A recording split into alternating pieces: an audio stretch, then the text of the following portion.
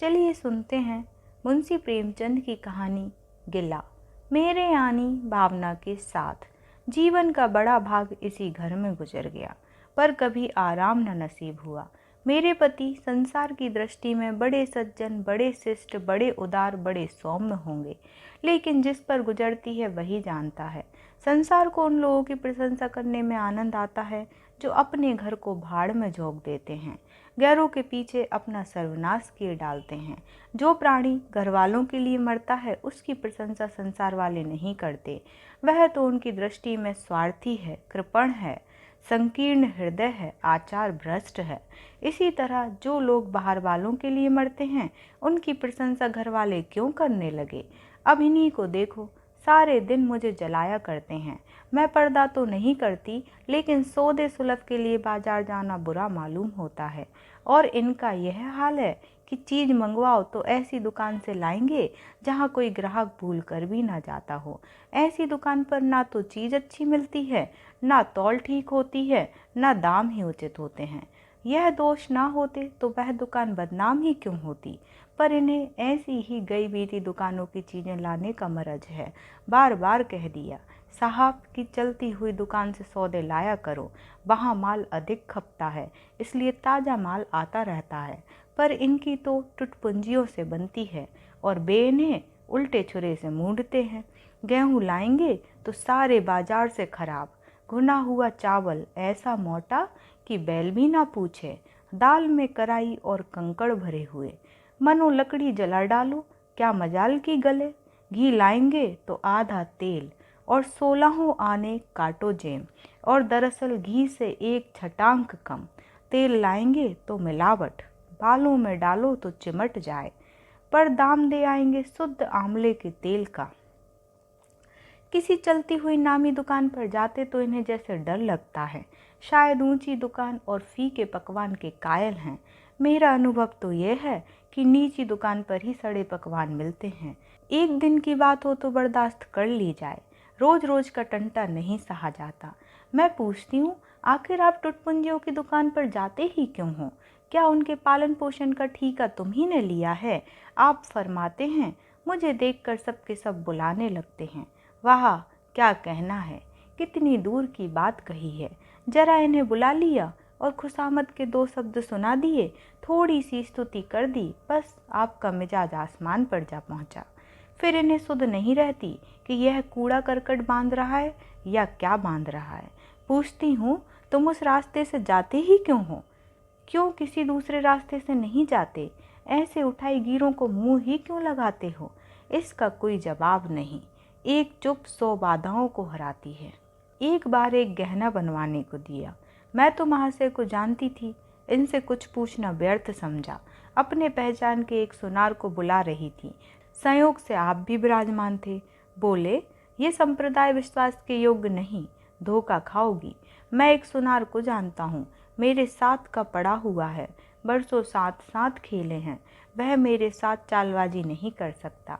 मैंने भी समझा, जब इनका मित्र है और वह भी बचपन का, तो कहाँ तक दोस्ती का हक ना निभाएगा। सोने का एक आभूषण और 100 रुपये इनके हवाले किए। इस भले मानस ने वह आभूषण और रुपए ना जाने किस बेईमान को दे दिए कि बरसों के झंझट के बाद जब चीज बनकर आई तो 8 आने तांबा और इतनी भद्दी की देखकर घिन लगती थी। बरसों की अभिलाषा धूल में मिल गई, रो पीट कर बैठ रही। ऐसे ऐसे वफादार तो इनके मित्र हैं, जिन्हें मित्र की गर्दन पर छुरी फेरने पर भी संकोच नहीं। इनकी दोस्ती भी उन्हीं लोगों से है जो जमाने भर के जट्टू, ग्रहकट, लंगोटी में फाक खेलने वाले फाके मस्त हैं, जिनका उद्यम ही इन जैसे आंख के अंधों से दोस्ती गांठना है। नित्य ही एक न एक माह से उधार मांगने के लिए सिर पर सवार रहते हैं और बिना लिए गला नहीं छोड़ते। मगर ऐसा कभी ना हुआ कि किसी ने रुपए चुकाए हों। आदमी एक बार खोकर सीखता है, 2 बार खोकर सीखता है, किंतु ये भले मानस 1000 बार खोकर भी नहीं सीखते। जब कहती हूँ रुपए तो दे आए, अब मांग क्यों नहीं लाते? क्या मर गए तुम्हारे वह दोस्त? तो बस बगलें झाँक कर रह जाते हैं। आपसे मित्रों को सूखा जवाब नहीं दिया जाता। खैर, सूखा जवाब ना दो। मैं भी नहीं कहती कि दोस्तों से बेमुरौवती करो, मगर चिकनी चुपड़ी बातें तो बना सकते हो। बहाने तो कर सकते हो। किसी मित्र ने रुपए मांगे और आपके सिर पर बोझ पड़ा, बेचारे कैसे इनकार करें। आखिर लोग जान जाएंगे कि नहीं कि यह महाशय भी खुक्कल ही हैं। इनकी हवस यह है कि दुनिया इन्हें संपन्न समझती रहे, चाहे मेरे गहने ही क्यों न गिरव रखने पड़े। सच कहती हूँ, कभी कभी तो एक एक पैसे की तंगी हो जाती है और इन भले आदमी को रुपए जैसे घर में काटते हैं। जब तक रुपए के बारे न्यारे न कर लें, इन्हें चैन नहीं। इनके करतूत कहाँ तक गाऊं, मेरी तो नाक में दम आ गया। एक ना एक मेहमान रोज यमराज की भांति सिर पर सवार रहते हैं। ना जाने कहाँ के बेफिक्रे इनके मित्र हैं। कोई कहीं से आकर मरता है, कोई कहीं से। घर क्या है, अपाहिजों का अड्डा है। जरा सा तो घर, मुश्किल से 2 पलंग, ओढ़ना बिछोना भी फालतू नहीं। मगर आप हैं कि मित्रों को निमंत्रण देने को तैयार। आप तो अतिथि के साथ लेटेंगे, इसलिए इन्हें चारपाई भी चाहिए, ओढ़ना बिछोना भी चाहिए, नहीं तो घर का पर्दा खुल जाए। जाता है मेरे बच्चों के सिर। गर्मियों में तो खैर कोई मुझाएगा नहीं, लेकिन जाड़ों में तो ईश्वर ही याद आते हैं। गर्मियों में भी खुली छत पर तो मेहमानों का अधिकार हो जाता है। अब मैं बच्चों को लिए पिंजड़े में पड़ी फड़फड़ाया करूं। इन्हें इतनी समझ भी नहीं कि जब घर की यह दशा है तो क्यों ऐसों को मेहमान बनाएं जिनके पास कपड़े लत्ते तक नहीं। ईश्वर की दया से इनके सभी मित्र इसी श्रेणी के हैं। एक भी ऐसा माई का लाल नहीं जो समय पड़ने पर धीले से भी इनकी मदद कर सके। 2-1 बार महाशय को इसका अत्यंत कटु अनुभव हो चुका है, मगर इस जड़ भरत ने जैसे आंखें ना खोलने की कसम खा ली है। ऐसे ही दरिद्र भट्टाचार्यों से इनकी पटती है। शहर में इतने लक्ष्मी के पुत्र हैं, पर आपका किसी से परिचय नहीं। उनके पास जाते इनकी आत्मा दुखती है। दोस्ती गांठेंगे ऐसों से जिनके घर में खाने का ठिकाना नहीं। एक बार हमारा कहार छोड़कर चला गया और कई दिन कोई दूसरा कहार ना मिला। किसी चतुर और कुशल कहार की तलाश में थी, किंतु आपको जल्द से जल्द कोई आदमी रख लेने की धुन सवार हो गई। घर के सारे काम पूर्ववत चल रहे थे, पर आपको मालूम हो रहा था कि गाड़ी रुकी हुई है। मेरा झूठे बर्तन मांजना और अपना साग भाजी के लिए बाजार जाना इनके लिए असह्य हो उठा। एक दिन जाने कहाँ से एक बांगड़ू को पकड़ लाए। उसकी सूरत कह देती थी कि कोई जांगलू है, मगर आपने उसका ऐसा बखान किया कि क्या कहूँ। बड़ा होशियार है, बड़ा आज्ञाकारी, परले सिरे का मेहनती, गजब का सलीकेदार और बहुत ही ईमानदार। खैर मैंने उसे रख लिया। मैं बार बार क्यों इनकी बातों में आ जाती हूँ, इसका मुझे स्वयं आश्चर्य है। यह आदमी केवल रूप से आदमी था, आदमियत के और कोई लक्षण उसमें ना थे। किसी काम की तमीज नहीं। बेईमान ना था, पर गधा अव्वल दर्जे का। बेईमान होता तो कम से कम इतनी तस्कीन तो होती कि खुद खा जाता है। अभागा दुकानदारों के हाथों लुट जाता था। 10 तक की गिनती उसे ना आती थी। 1 रुपया देकर बाजार भेजूं तो संध्या तक हिसाब ना समझा सके। क्रोध पी पी कर रह जाती थी। रक्त खौलने लगता था कि दुष्ट के कान उखाड़ लूं, मगर इन महाशय को उसे कभी कुछ कहते नहीं देगा। डांटना तो दूर की बात है। आप नहा धोकर धोती छांट रहे हैं और वह दूर बैठा तमाशा देख रहा है। मैं तो बचा का खून पी जाती, लेकिन इन्हें जरा भी गम नहीं। जब मेरे डांटने पर धोती छांटने जाता भी तो आप उसे समीप न आने देते, बस उसके दोषों को गुड़ बनाकर दिखाया करते थे, और इस प्रयास में सफल ना होते तो दोषों पर पर्दा डाल देते थे। मूर्ख को झाड़ू लगाने की तमीज ना थी। मर्दाना कमरा ही तो सारे घर में ढंग का एक कमरा है। उसमें झाड़ू लगाता तो इधर की चीज उधर, ऊपर की नीचे, मानो कमरे में भूकंप आ गया हो। और गर्द का ये हाल कि सांस लेना कठिन, पर आप शांतिपूर्वक कमरे में बैठे हैं जैसे कोई बात ही नहीं। एक दिन मैंने उसे खूब डांटा, कल से ठीक ठीक झाड़ू ना लगाई तो कान पकड़कर निकाल दूंगी। सवेरे सोकर उठी तो देखती हूँ कमरे में झाड़ू लगी हुई है और हर एक चीज करीने से रखी हुई है। गर्द गुबार का नाम नहीं। मैं चकित होकर देखने लगी तो आप हंसकर बोले, देखती क्या हो, आज घूरे ने बड़े सवेरे उठकर झाड़ू लगाई है। मैंने समझा दिया, तुम ढंग तो बताती नहीं, उल्टे डांटने लगती हो। मैंने समझा, खैर दुष्ट ने कम से कम एक काम तो सलीके से किया। अब रोज कमरा साफ सुथरा मिलता। घूरे मेरी दृष्टि में विश्वासी बनने लगा। संयोग की बात, एक दिन मैं जरा मामूल से सवेरे उठ बैठी और कमरे में आई तो क्या देखती हूँ कि घूरे द्वार पर खड़ा है और आप तन मन से कमरे में झाड़ू लगा रहे हैं। मेरी आंखों में खून उतर आया। उनके हाथ से झाड़ू छीनकर घूरे के सिर पर जमा दी। हरामखोर को उसी दिन निकाल बाहर किया। आप फरमाने लगे, उसका महीना तो चुका दो। बाहरी समझ, एक तो काम ना करे, उस पर आंखें दिखाए, उस पर पूरी मजूरी भी चुका दूं। मैंने एक कौड़ी ना दी। एक कुर्ता दिया था, वह भी छीन लिया। इस पर जड़ भरत महाशय मुझसे कई दिन रूठे रहे, घर छोड़कर भागे जाते थे, बड़ी मुश्किलों से रुके। ऐसे ऐसे भोंदू भी संसार में पड़े हुए हैं। मैं न होती तो शायद अब तक इन्हें किसी ने बाजार में बेच दिया होता। एक दिन मैतन ने उतारे कपड़ों का सवाल किया। इस बेकारी के ज़माने में फालतू कपड़े तो शायद पुलिस वालों या रईसों के घर में हों।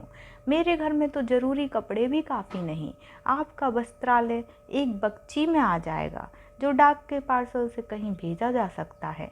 फिर इस साल जाड़ों के कपड़े बनवाने की नौबत ना आई। पैसे नज़र नहीं आते, कपड़े कहाँ से बने। मैंने मेहतर को साफ जवाब दे दिया। कड़ाके का जाड़ा पड़ रहा था, इसका अनुभव मुझे कम ना था। गरीबों पर क्या बीत रही थी, इसका भी मुझे ज्ञान था। लेकिन मेरे या आपके पास खेद के सिवा इसका और क्या इलाज है। जब तक समाज का यह संगठन रहेगा, ऐसी शिकायतें पैदा होती रहेंगी। जब एक एक अमीर और रईस के पास एक एक मालगाड़ी कपड़ों से भरी हुई है, तब फिर निर्धनों को क्यों ना नग्नता का कष्ट उठाना पड़े। खैर, मैंने तो मेहतर को जवाब दे दिया। आपने क्या किया कि आपका कोट उठाकर उसको भेंट कर दिया। मेरी देह में आग लग गई। इतनी दानशील नहीं हूँ कि दूसरों को खिलाकर आप सो रहूं। देवता के पास यही एक कोट था, आपको इसकी जरा भी चिंता ना हुई कि पहनेंगे क्या। यश के लोभ ने जैसे बुद्धि ही हर ली।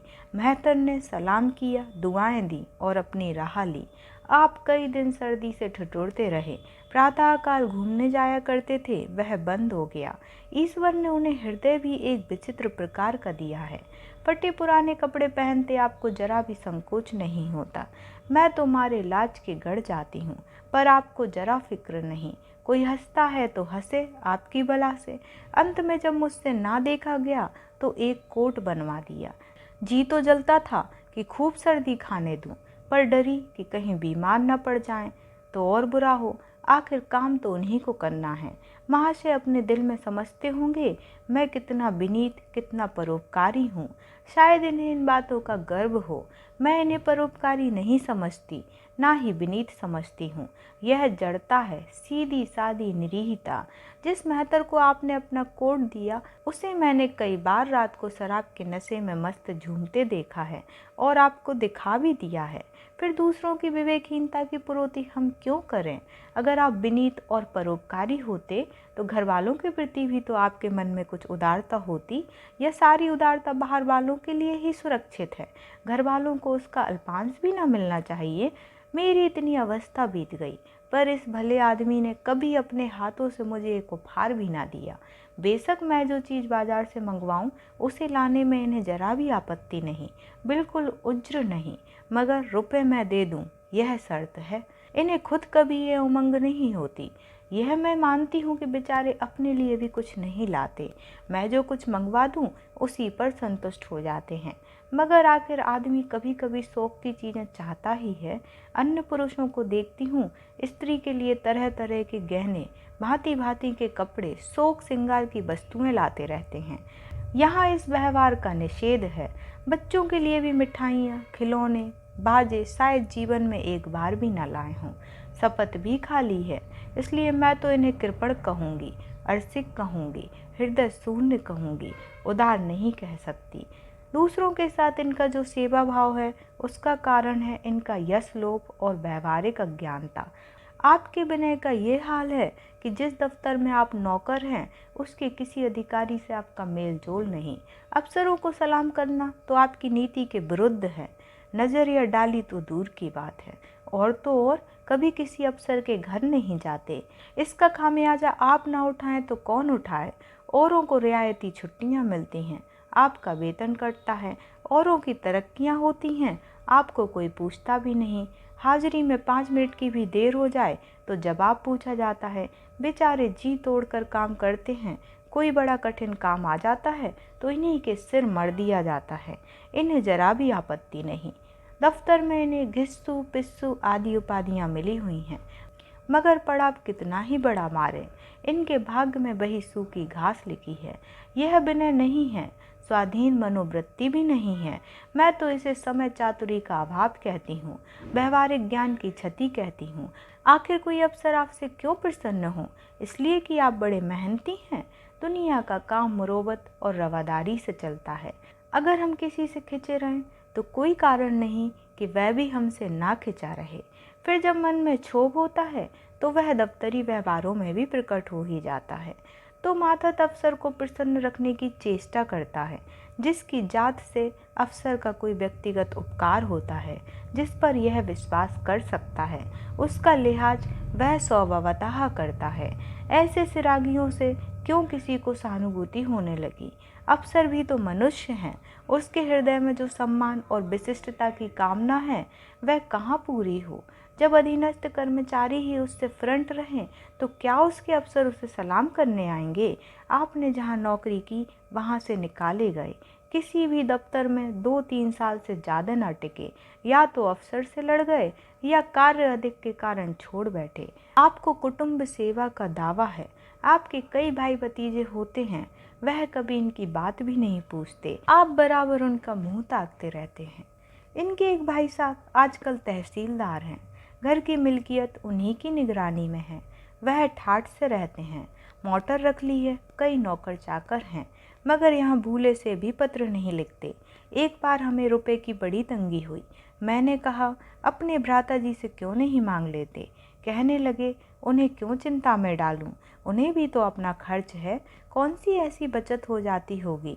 जब मैंने बहुत मजबूर किया तो आपने पत्र लिखा, मालूम नहीं पत्र में क्या लिखा, पत्र लिखा या मुझे चकमा दे दिया। रुपए ना आने थे ना आए। कई दिनों के बाद मैंने पूछा, कुछ जवाब आया श्रीमान के भाई साहब के दरबार से? आपने रुष्ट होकर कहा, अभी केवल 1 सप्ताह तो खत पहुँचे हुए, अभी क्या जवाब आ सकता है। 1 सप्ताह और गुजरा मगर जवाब नदारद। अब आपका यह हाल है कि मुझे कुछ बातचीत करने का अवसर ही नहीं देते। इतने प्रसन्नचित्त नजर आते हैं कि क्या कहूँ।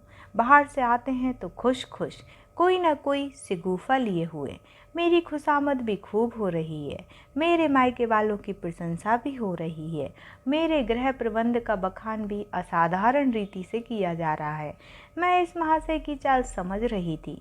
यह सारी दिलजोई केवल इसलिए थी कि श्रीमान के भाई साहब के विषय में कुछ पूछ न बैठूं। सारे राजनीतिक, आर्थिक, सामाजिक, आचारिक प्रश्नों की मुझसे व्याख्या की जाती थी, इतने विस्तार और गवेषणा के साथ कि विशेषज्ञ भी लोहा मान जाएं, केवल इसलिए कि मुझे वह प्रसंग उठाने का अवसर न मिले। लेकिन मैं भला कब चूकने वाली थी? जब पूरे 2 सप्ताह गुजर गए और बीमे के रुपए भेजने की मिति मौत की तरह सर पर सवार हो गई तो मैंने पूछा, क्या हुआ? तुम्हारे भाई साहब ने श्रीमुख से कुछ फरमाया या अभी तक पत्र नहीं पहुंचा? आखिर घर की जायदाद में हमारा भी कुछ हिस्सा है या नहीं? या हम किसी लौंडी दासी की संतान हैं? 500 रुपये साल का नफ़ा तो 10 साल पहले था, अब तो 1000 से कम ना होगा। पर हमें कभी एक कानी कौड़ी भी नहीं मिली। मोटे हिसाब से हमें 2000 मिलना चाहिए। 2000 ना हो, 1000 हो, 500 हो, 250 हो, कुछ ना हो तो बीमा के प्रीमियम भर के तो हों। तहसीलदार साहब की आमदनी हमारी आमदनी की चौगुनी है, रिश्वतें भी लेते हैं, तो फिर हमारे रुपए क्यों नहीं देते? आप हैं हाँ हाँ करने लगे, कहने लगे वह बेचारे घर की मरम्मत करवाते हैं, बंधु बांधवों का स्वागत सत्कार करते हैं, नातेदारियों में भेंट भाट भेजते हैं, और कहाँ से लावें जो हमारे पैसे भेजें? वारी बुद्धि, मानो जायदाद इसलिए होती है कि उसकी कमाई उसी में खर्च हो जाए। इस भले आदमी को बहाने गढ़ने भी नहीं आते।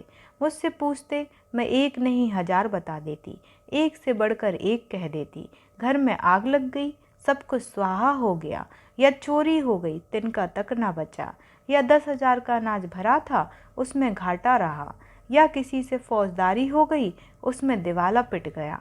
आपको सूझी भी तो लचर सी बात। तकदीर ठोक कर बैठ रही। पड़ोस की एक महिला से रुपए कर्ज लिए, तब जाकर काम चला। फिर भी आप भाई भतीजों की तारीफ के पुल बांधते हैं तो मेरे शरीर में आग लग जाती है। ऐसे कौरवों से ईश्वर बचाए। ईश्वर की दया से आपके 2 बच्चे हैं, 2 बच्चियां भी हैं। ईश्वर की दया कहूँ या कोप कहूँ, सब के सब ऊधमी हो गए हैं कि खुदा की पनाह। मगर क्या मजाल है कि ये भोंदू किसी को कड़ी आंखों से देखे। रात के 8 बज गए हैं। युवराज अभी घूमकर नहीं आए। मैं घबरा रही हूँ। आप निश्चिंत बैठे अखबार पढ़ रहे हैं। झुल्लाई हुई जाती हूँ और अखबार छीनकर कहती हूँ, जाकर जरा देखते क्यों नहीं, लौंडा कहाँ रह गया। ना जाने तुम्हारा हृदय कितना कठोर है। ईश्वर ने तुम्हें संतान ही ना जाने क्यों दे दी। पिता का पुत्र के साथ कुछ तो धर्म है। तब आप भी गर्म हो जाते हैं। अभी तक नहीं आया, बड़ा शैतान है। आज बचा आते हैं तो कान उखाड़ लेता हूँ। मारे हंटरों के खाल उधेड़ कर रख दूंगा। यूं बिगड़कर तेज के साथ आप उसे खोजने निकलते हैं। संयोग की बात, आप उधर जाते हैं, इधर लड़का आ जाता है। मैं पूछती हूँ, तू किधर से आ गया। तुझे वह ढूंढने गए हुए हैं। देखना आज कैसी मरम्मत होती है। यह आदत ही छूट जाएगी। दांत पीस रहे थे, आते ही होंगे। छड़ी भी उनके हाथ में है। तुम इतने मन के हो गए कि एक बात नहीं सुनते। आज आटे दाल का भाव मालूम होगा। लड़का सहम जाता है और लैंप जलाकर पढ़ने बैठ जाता है। महाशय जी 2-2.5 घंटे के बाद लौटते हैं, हैरान परेशान और बदहवास। घर में पांव रखते ही पूछते हैं, आया कि नहीं। मैं उनका क्रोध उत्तेजित करने के विचार से कहती हूँ, आकर बैठा तो है, जाकर पूछते क्यों नहीं। पूछ कर हार गई, कहाँ गया था, कुछ बोलता ही नहीं। आप गरज कर कहते हैं, मन्नू यहाँ आओ। लड़का थर थर काँपता हुआ आकर आंगन में खड़ा हो जाता है। दोनों बच्चियां घर में छिप जाती हैं कि कोई बड़ा भयंकर कांड होने वाला है। छोटा बच्चा खिड़की से चूहे की तरह झांक रहा है। आप क्रोध से बौखलाए हुए हैं। हाथ में छड़ी है ही। मैं भी वह क्रोध उन्मत्त आकृति देखकर पछताने लगती हूँ कि कहाँ से इनसे शिकायत की। आप लड़के के पास जाते हैं, मगर छड़ी जमाने के बदले आहिस्ते से उसके कंधों पर हाथ रखकर बनावटी क्रोध से कहते हैं, तुम कहाँ गए थे जी। मना किया जाता है, मानते नहीं हो। खबरदार, जो अब कभी इतनी देर होगी। आदमी शाम को घर चला आता है या मटर गश्ती करता है। मैं समझ रही हूँ कि यह भूमिका है, विषय अब आएगा। भूमिका तो बुरी नहीं, लेकिन यहाँ तो भूमिका पर इति हो जाती है। बस आपका क्रोध शांत हो गया, बिल्कुल जैसे क्वार की घटा घेर घार हुआ। काले बादल आए, गड़गड़ाहट हुई और गिरी क्या 4 बूंदें। लड़का अपने कमरे में चला जाता है और शायद खुशी से नाचने लगता है। मैं पराभूत होकर तुमसे कहती हूँ, तुम तो जैसे डर गए। भला 2-4 तमाचे तो लगाए होते। इसी तरह तो लड़के शेर हो जाते हैं। आप फरमाते हैं, तुमने सुना नहीं, मैंने कितने जोर से डांटा। बच्चा की जान ही निकल गई होगी। देख लेना जो फिर कभी देरी में आए। तुमने डांटा तो नहीं। हाँ, आंसू पोंछ दिए। तुमने मेरी डांट नहीं सुनी। क्या कहना है आपकी डांट का। लोगों के कान बहरे हो गए। लाओ तुम्हारा गला सहला दूं।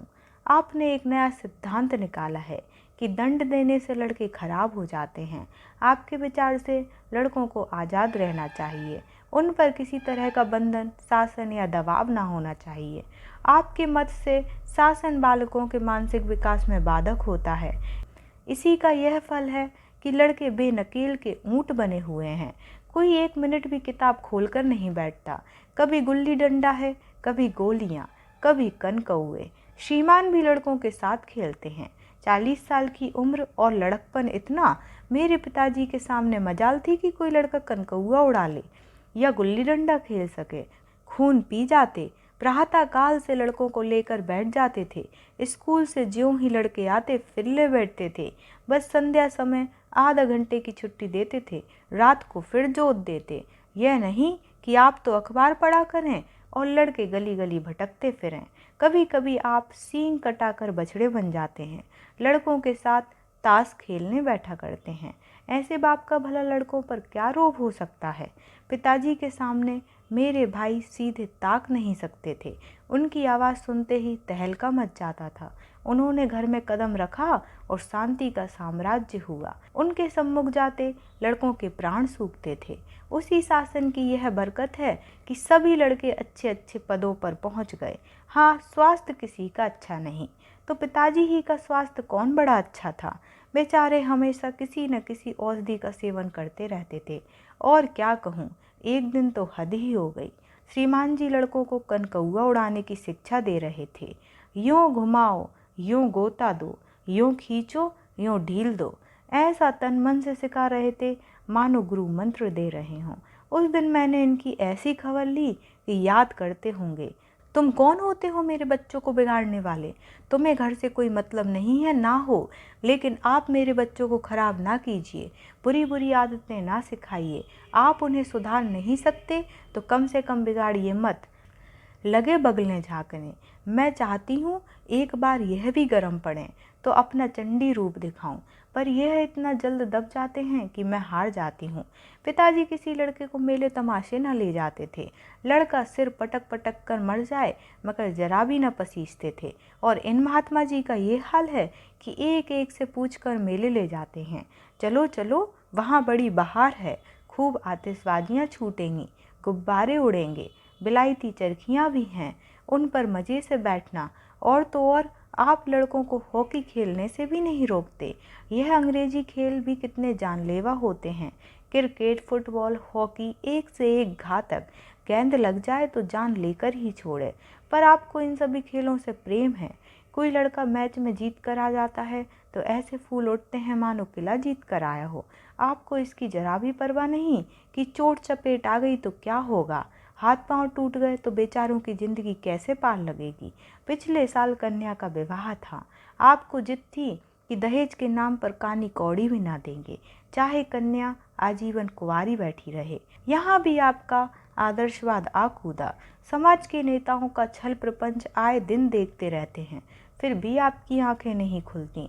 जब तक समाज की यह व्यवस्था कायम है और युवती कन्या का अविवाहित रहना निंदास्पद है, तब तक यह प्रथा मिटने की नहीं। दो चार ऐसे व्यक्ति भले ही निकल आवें जो दहेज के लिए हाथ ना फैलावें, लेकिन इसका परिस्थिति पर कोई असर नहीं पड़ता और कुप्रथा ज्यों की त्यों बनी हुई है। पैसों की तो कमी नहीं है, दहेज की बुराइयों पर लेक्चर दे सकते हैं, लेकिन मिलते हुए दहेज को छोड़ देने वाले मैंने आज तक नहीं देखे। जब लड़कों की तरह लड़कियों की शिक्षा और जीविका की सुविधाएं निकल आएंगी तो यह प्रथा भी विदा हो जाएगी, उसके पहले संभव नहीं। मैंने जहाँ जहाँ संदेश भेजा दहेज का प्रश्न उठ खड़ा हुआ और आपने प्रत्येक अवसर पर टांग अड़ाई। अब इस तरह पूरा साल गुजर गया और कन्या को 17वां लग गया तो मैंने एक जगह बात पक्की कर ली। आपने भी स्वीकार कर लिया क्योंकि बरपक्ष ने लेन देन का प्रश्न उठाया ही नहीं।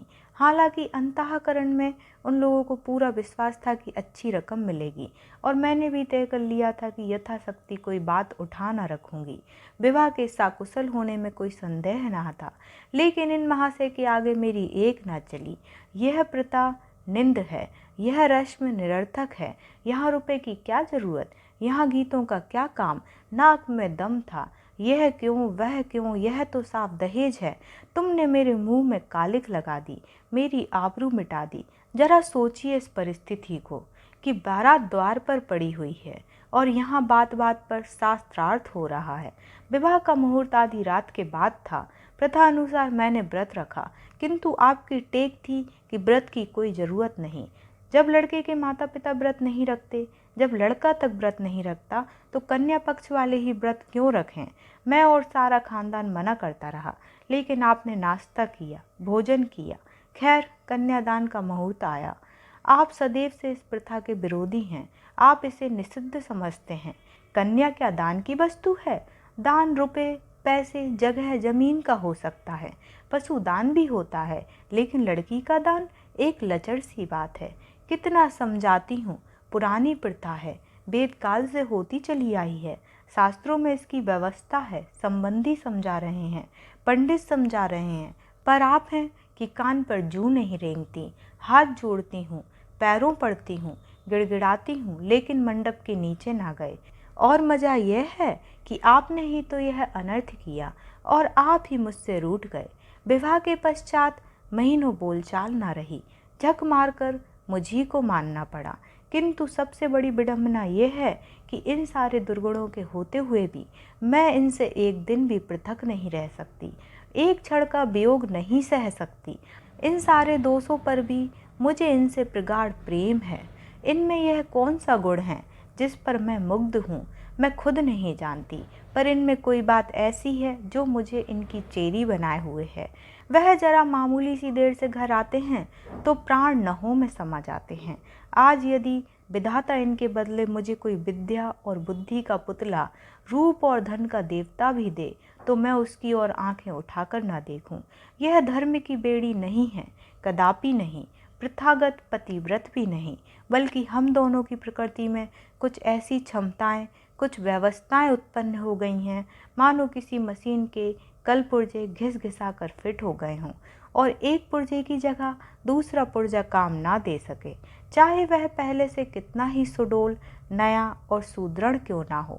जाने हुए रास्ते से हम निशंक आंखें बंद किए जाते हैं, उसके ऊंच नीच, मोड़ और घुमाव सब हमारी आंखों में समाये हुए हैं। अनजान रास्ते पर चलना कितना कष्टप्रद होगा। शायद आज मैं इनके दोषों को गुणों में बदलने पर भी तैयार ना होंगी। और यहाँ कहानी समाप्त होती है।